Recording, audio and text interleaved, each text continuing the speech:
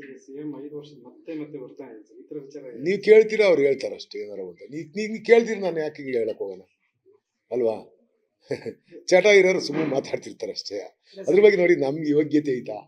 ನಾನು ಯಾರು ಒಬ್ಬ CM ಚೇಂಜ್ ಮಾಡೋಕ್ಕೆ ಆಗಲಿ ಒಬ್ಬ ಅಧ್ಯಕ್ಷನ ಚೇಂಜ್ ಮಾಡೋಕ್ಕೆ ಆಗಲಿ ಮತ್ತೊಂದು ಮಾಡೋಕ್ಕೆ ಆಗಲಿ ನಮ್ಗೆ ಏನಕ್ಕೆ ನಮ್ಮ ಕೈಲಿ ಐತಾ ಅದು ನಂದು ಏನು ನಡೀತೈತೋ ಅದನ್ನು ಮಾತಾಡಬೇಕು ನಂದು ಏನಾಗುತ್ತೋ ಅದನ್ನು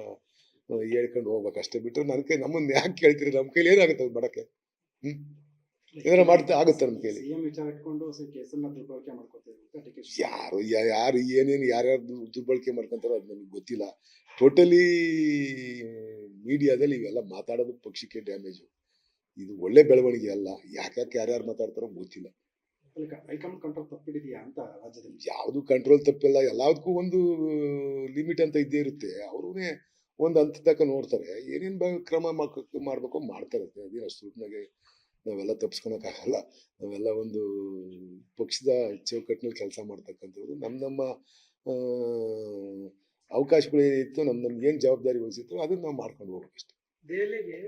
ದಲಿತ ಸಚಿವರು ಪರೇಡ್ ಹೋಗ್ತಾ ಇದೆ ಇವತ್ತು ಕೂಡ ನನಗೆ ಗೊತ್ತಿಲ್ಲ ಸರ್ ಒಳ್ಳೇದಾಗ್ಲಿ ದೇವ್ರು ಒಳ್ಳೇದು ಮಾಡಲಿ ಅವ್ರಿಗೆ ಚಾನ್ಸ್ ಇದೆ ಸರ್ ಗೊತ್ತಿಲ್ಲ ಸರ್ ನನ್ಗೇನು ಗೊತ್ತು ಸರ್ ನಾನು ಮಾಡೋಣ ನಾನು ಹೇಳೋಣ ನಾನು ಹೆಂಗೆ ಹೇಳೋಕ್ಕಾಗತ್ತೆ ಯಾರ್ಯಾರು ಏನೇನು ಆಗ್ತಾರೆ ಯಾರ್ಯಾರು ಭವಿಷ್ಯ ಹೆಂಗಿರುತ್ತೆ ಅಂತ ಯಾರಿಗೆ ಗೊತ್ತಿರುತ್ತೆ ಏನೂ ಗೊತ್ತಿಲ್ಲ